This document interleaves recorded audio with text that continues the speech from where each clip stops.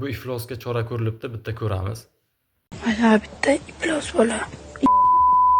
Ko'zingni. Tahririyatimizga kelib tushgan videoda tarbiyachi Telegramda tanishiga video yuborish davomida uxlamayotgan bolani ko'rsatib, uni urib, haqorat qilgani aks etadi.